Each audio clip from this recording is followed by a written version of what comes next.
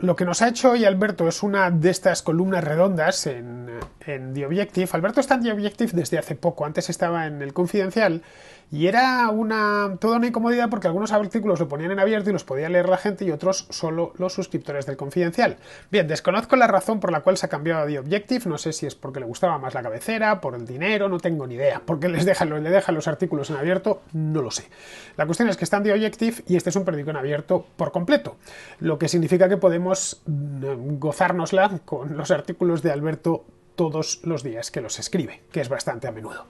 Bien, a raíz de la historia esta de Mónica Oltra, que la he llevado en los cortos esto que hago, ayer os hablaba, la semana pasada también, esta historia tan turbia del abuso sexual, cuando digo el abuso sexual no es un presunto, el de su marido o su exmarido de hace un tiempo, y lo que se está juzgando ahora es si hubo encubrimiento por parte de Mónica Oltra. Está imputada por eso, no porque lo haya hecho. Os decía aquí que ella es inocente hasta que no se demuestre lo contrario.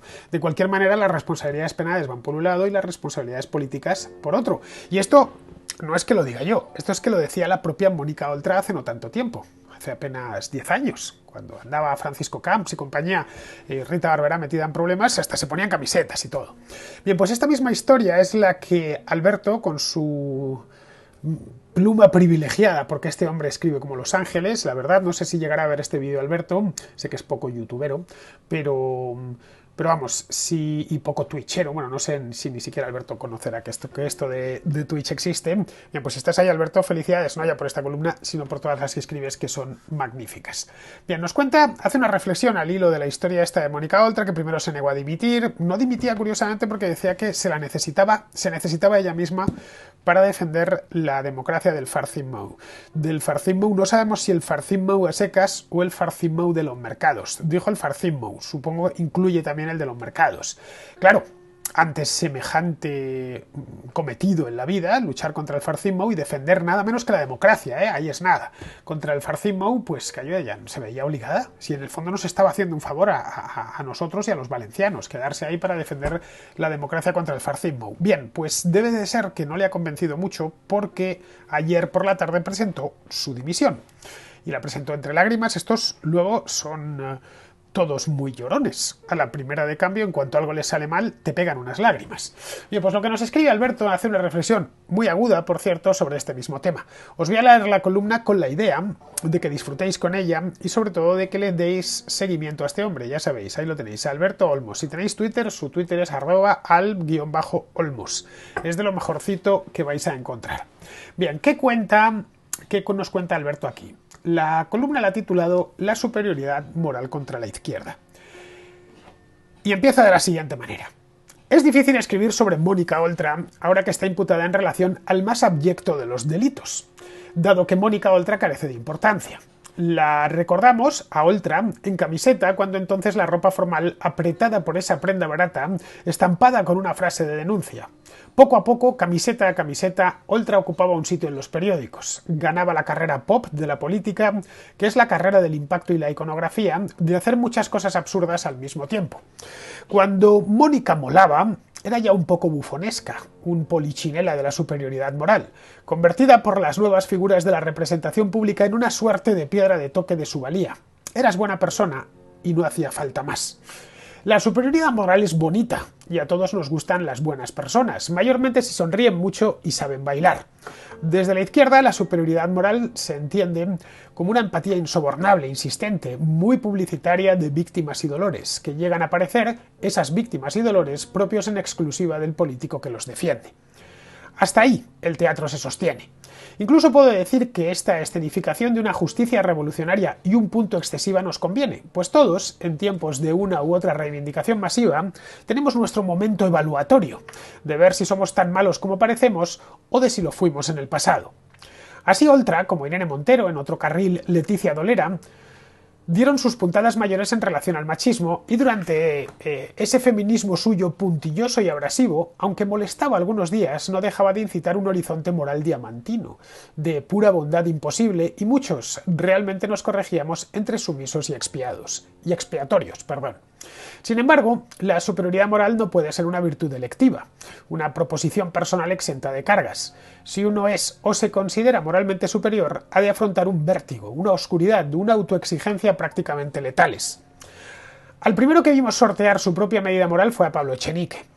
Fue condenado por no tener dado de alta en la Seguridad Social a su asistente. El hecho sí que nos avisaba del gusto de la vida por la paradoja más inadmisible. El portavoz de Podemos, la izquierda de la izquierda, no tenía regularizado a un trabajador. Era impresionante, quizá por ello no sucedió nada. Echenique sigue tranquilamente en el Congreso, en Twitter y también en el lugar menos acorde a sus atribuciones éticas. Y me he perdido porque me ha recargado la página. No puede ser. A ver si esto me lo... Ahí está. 2 puntos. La superioridad moral. Luego, cuando fuera, Leticia Dolera, una actriz irrelevante que se hizo rica y famosa subiéndose al tren bala del Me Too, después de contar que un señor le había tocado un pecho y por tanto Movistar le debía una serie y todos nosotros mucho casito, despidió a una mujer embarazada de esa misma serie que le habíamos dado porque se la debíamos.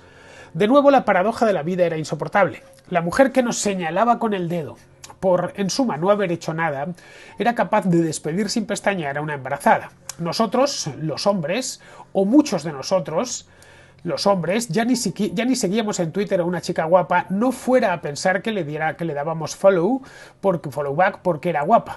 Pero Dolera podía simplemente despedir a una actriz que se había quedado encinta.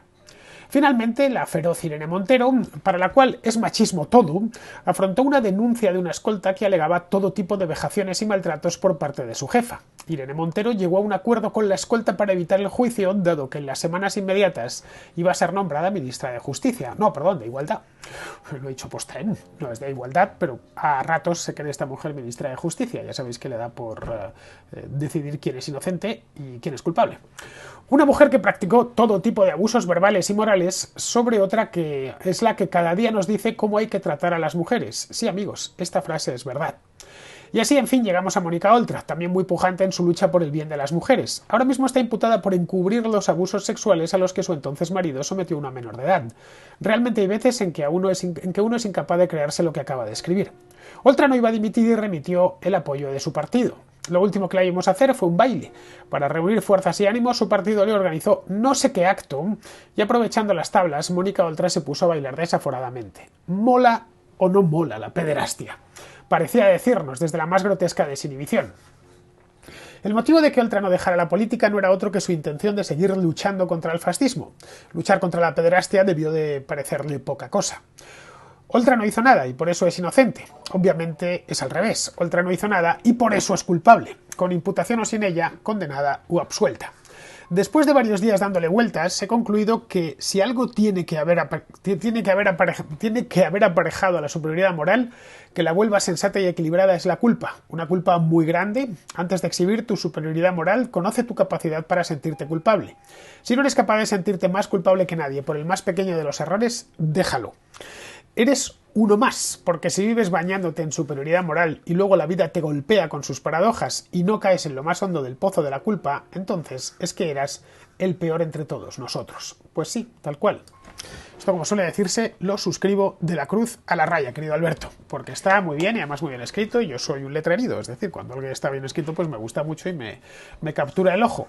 Bien, al margen de las cuestiones formales, creo que Alberto, como suele ser habitual, le ha dado en el clavo con este asunto. Al final resulta que esta gente que tanto presume de superioridad moral, porque en el fondo todos intentamos, o creo yo, todos intentamos ser buenos y coherentes en la vida, pero no siempre lo conseguimos. No somos tan buenos como nos gustaría o como al menos esperaríamos de nosotros mismos y cometemos alguna que otra maldad o alguna que otra trastrada.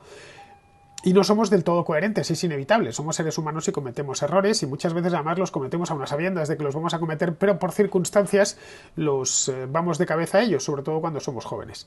Bien, pero hacemos un mal análisis, pensamos, bueno, esto va a ser un pequeño mal a cambio de un bien muy grande, ya es al contrario, luego al final nos granjeamos un bien escaso y un mal grandísimo. Y hemos entre medias además cometido una incoherencia. Estas cosas pasan. la clave no es que pasen, todos tenemos debilidades, todos hacemos cosas malas, todos en algún momento, o en mayor o menor medida, hemos sido incoherentes. El problema es esta gente que se erige en la regla moral de toda la sociedad, estos nuevos curas. En este caso serían estas nuevas monjas. Es decir, que te están diciendo lo que tienes que hacer porque ellos o ellas son perfectos, perfectas para el caso, y luego cuando se descubre que, a pesar de todo, son tan seres humanos como el resto, que cometen errores, que se equivocan, son incapaces de aplicarse lo que exigen ellos o ellas a la misma sociedad.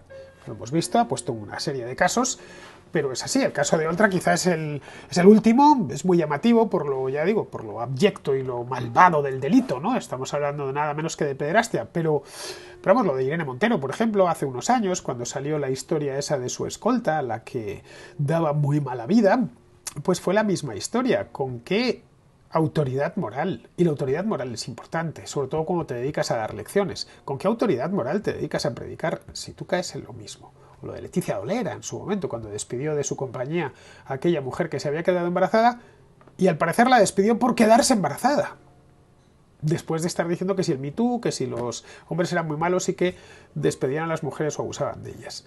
Al final esto es como cuando en tiempos el sacerdote de un pequeño pueblo perdía toda la autoridad moral que tenía sobre la Grey, pues qué sé yo, porque se emborrachaba o porque se había acostado con una feligresa. Y es perfectamente lógico, no era una cuestión de que aquel pueblo fuese más o menos reaccionario con las costumbres. Es que el cura predicaba lo contrario. Y entonces estaba siendo incoherente. La coherencia, ya digo, siempre es buena, no siempre conseguible, pero siempre buena. Una incoherencia se puede llegar a perdonar si al menos se reconoce, es verdad, es cierto, me he equivocado.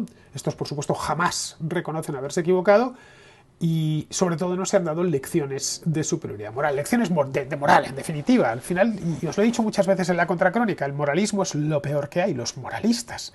Yo cada vez que veo que se aproxima uno, me echo a temblar, porque basta con que moralicen de una cosa, con que estén empeñados con una cosa para que lo estén haciendo ellos. Y probablemente en el doble, triple o cuádruple de lo que tú ibas a hacerlo. En el caso de Mónica Oltra, pues es uno más. Y esta es, yo creo, la reflexión que quería transmitirnos y que nos ha transmitido de manera, por cierto, magistral Alberto Olmos con esta columna en The Objective. Ya sabéis, apuntároslo, tenedmelo leído, a pesar de la recarga que hacen los de The Objective, y sobre todo seguidle en Twitter, porque los comentarios que hace son pues tan inteligentes como sus propias columnas.